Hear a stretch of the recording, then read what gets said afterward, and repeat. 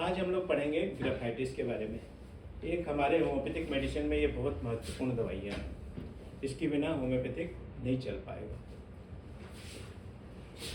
और आप लोग जो केस टेकिंग लेते हो ना, जो मेडिसिन का डिसीजन देते हो, वहाँ पर थर्मल का ध्यान रखना। अगर चिल्ली पेशेंट है तो ही चिल्ली मेडिसिन देंगे। अगर स्किन कंप्लेन लाया हॉट है तो then you think the hot. वहाँ पर सल्फर, जैसे एक केस कोई था, इस्माइल का था, किसका था, चिल्ली मेडिसिन था, परंतु हमने उसको पेट्रोलियम वगैरह का कुछ सजेशन दिया था। लेकिन whether think the hot medicine, sulphur. ये graphites is a chilly medicine है। इट इज ए डोमेन साइकोसोरिक मेडिसिन। साइकोसिस मीन्स उठा हुआ, उभरा हुआ। Psoric mean skin disease. उभरा हुआ स्किन डिजीज के लिए ये माना जाता है।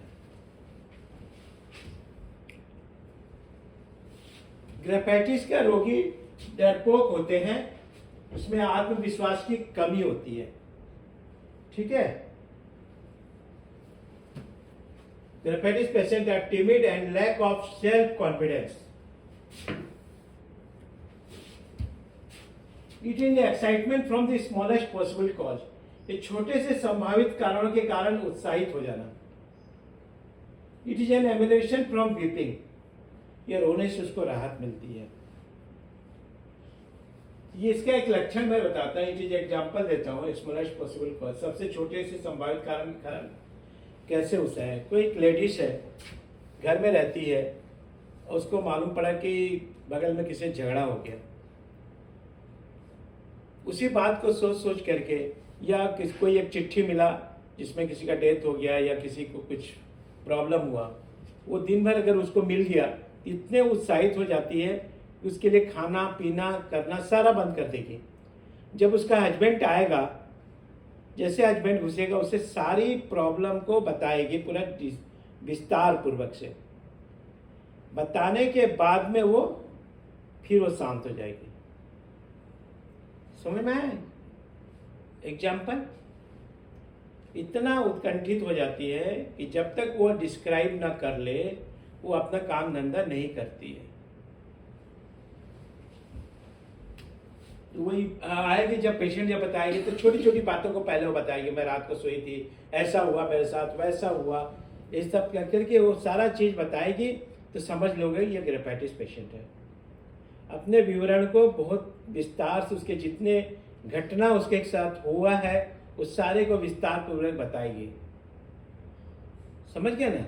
तो ये दिस इज एक वर्ड है, excitement from the smallest possible. उसको अपने वर्ड में, वो अपने सेंटेंस में बारी बारी से उसको ढालना चाहिए। कैसे ढालोगे ये आपको समझना है, स्टोरी को। ठीक है, अपने स्टोरी को बना करके समझना चाहिए। जैसे कि पेशेंट आया, बोलेंगे मैं रात भर सोई नहीं, मुझे को ये दिखा वो दिखा। जब तक जब तक बोल नहीं लगी, शांत नहीं होगी। एक्साइटमेंट उसका इतना ज्यादा रहेगा।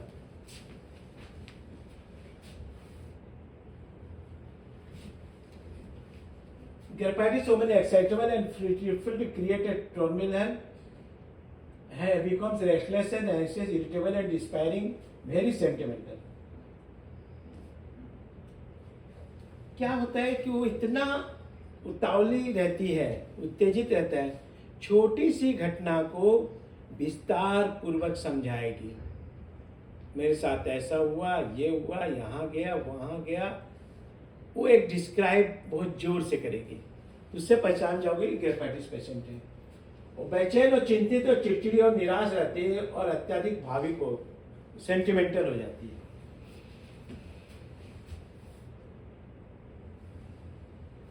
एक पेशेंट, इस ग्रेफाइटिस पेशेंट हमेशा बोलेगा मुझे पता है ये होने वाला था, ये होने वाला है।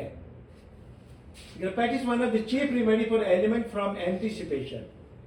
एंटीसिपेशन मैंने होने वाली घटना। ग्रेफाइटिस जानता है कि वो घटना होने वाली है और बेसब्री से उस घटना होने के इंतजार करती है। उससे उत्पन्न सहायक बीमारियों के लिए ग्रेफाइटिस। समझ में आया?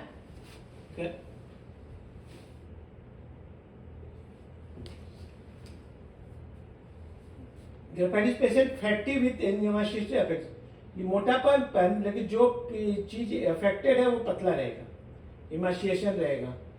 चिल्ली पेशेंट रहेगा, कॉन्स्टिपेटेड रहेगा। यहाँ पे कैल्किया कार भी है, चिल्ली है, ये भी उसको भी। एक मजे की बात है, सामने वाले से पूछो दूध पसंद है, then you go for graphites, and रेस्टेक्स भी है, दूध पसंद बोला। और पॉस्टिरा से क्या होता है कि दूध से उसको एग्रावेशन होता है। ग्रेफाइटिस देने के पहले उससे पूछ लो, पहचान में आ जाएगी ग्रेफाइटिस देना है कि नहीं। उसको दूध पीने से आराम लगता है, पेट में गैस्ट्रिक इरिटेशन चाहे कुछ हो, दूध पीने से आराम होता है तो हो जाएगा। Tendency to thickness, obese skin, कोलोसाइटिस, रिहेगेट्स, nails etcetera tends to catch cold. एक देखना, tendency to thickness of the skin, यहाँ पर कड़ापन, ये कड़ापन, उभारपन, साइकोसिस है, उभारपन, कड़ापन, ये गांठें पड़ जाना, ये उंगली के ऊपर गांठें पड़ जाना, समझ में आए? तो ये ग्रेफाइटिस का पहचान है। वहां उसके साथ में कोल्डनेस रहेगा, चिल्लीनेस रहेगा। ये एक देखो, sensation of numbness and contraction, numbness रहेगा, सुन्नापन रहेगा, और कॉन्ट्रैक्शन, खिंचावपन रहेगा। ठीक है। Numbness of head, cocculus and petroleum है, नमनेस ऑफ फिंगर, एक्सट्रीमिटीज, ये सब ग्रेफाइटिस है। Burning sensation in head, head में जलन। ठीक है। टंग क्लीन रहेगा, सेल्विएशन रहेगा, मुंह से लार निकले रहेगा, टंग क्लीन रहेगा। ये चिकन खाना बहुत पसंद करता है जी।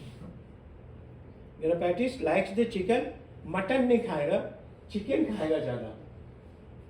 Aversion to meat, desire for chicken, cooked food, salt, sweets, hot drink and position etcetera.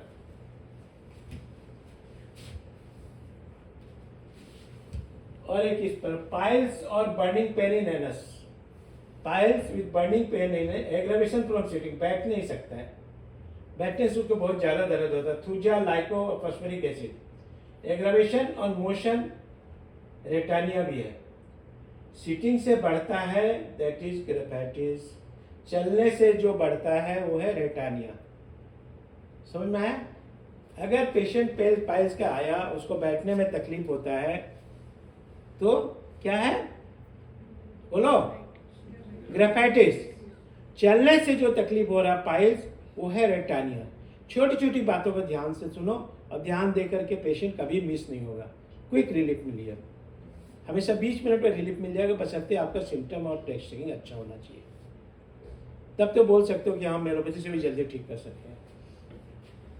Mark वीडिक during menses, mains के समय बहुत कमजोरी पाई, alumina, carbonic acid and cocculus. समझ में आया? तो पाइल्स का बैठने से तकलीफ बढ़ेगा, चलने से अगर तकलीफ बढ़ता है, दैट इज रेटानिया। कितने पेशेंट आते हैं बैठ नहीं सकते, बोले बैठने से मेरा बहुत ज्यादा तकलीफ होता है, यानी संगे संग समझ जाना ये ग्रेफाइटिस पेशेंट है। Profuse leucorrhoea with delayed scanty, menses बहुत देरी से आना, उसके साथ वाइट डिस्चार्ज का, ल्यूकेरिया का वेग बना रहना, बहुत ज्यादा वेग रहता है। Backache with leucorrhoea while passing stool, दस्त जाते समय काफी दर्द और white discharge while passing stool. During stool ही वाइट डिस्चार्ज ज्यादा होगा। एमोन्यूर एंड मैग्नीशियम कार्बेज आल्सो मेडिसिन। ग्रेफाइटिस पेशेंट, इसका स्किन कैसे पहचानोगे? स्किन उसके फोल्ड जहां होंगे, फोल्डिंग वाले जगह में, यहाँ पर फोल्डिंग जगह में, ब्रेस्ट के नीचे जहाँ फोल्डिंग होता है देखोगे आएगा एक्जिमा टाइप का, ब्रेस्ट के नीचे में म्यूकोकॉन्टेनस जंक्शन, जहाँ पर दोनों म्यूकोस आपस में मिलता है, लीजन, क्रैक्स, ये जैसे क्रैक्स हुआ।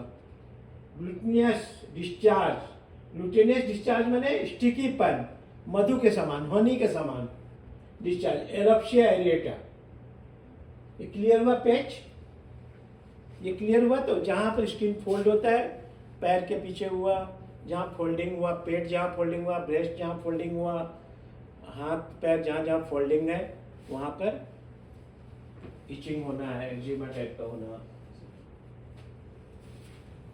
माइल्डनेस, टिमिडिट, इंसिडियसनेस, कॉजलेस स्लीपिंग, बिना कारण का रोना।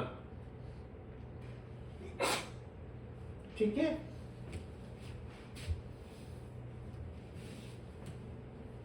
Moist eczema माने dry eczema, face, eyelids, chin, perioral, behind the ear, around the anus, between fingers, dorsum of hand. Dry eczema, alumina भी है आपके पास। ड्राई एक्जिमा है लेकिन उसमें से चिपचिपा पदार्थ निकलता है। कंप्लेन राइट फ्रॉम लेफ्ट, इसका कंप्लेन राइट से लेफ्ट की ओर जाएगा। ठीक है।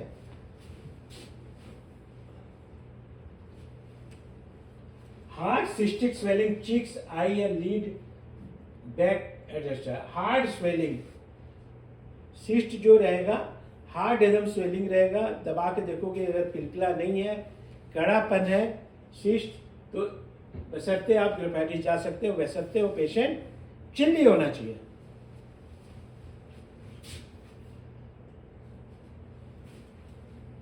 सफोकेशन ड्यूरिंग स्लीप, रात को सोए रहने से गला घुटता है उसको। Suffocation during sleep. एक और मुख्य लक्षण है वर्टिगो और pain in the back, aggravation looking upwards, ऊपर देखने से दर्द देगा, मैंने सिर चक्कर आएगा या दर्द होगा। बेंडिंग बैकवर्ड, नेक को अगर पीछे साइड करेगा तो उसको तकलीफें बढ़ जाएगी, पीछे जैसे करेगा उसके चक्कर बढ़ेगा। ये देखो अपोजिट है ये। Graphites ptosis, cystic swelling of the lids, cyst हो जाना लिड में और आंखें बंद होना, पोटोसिस।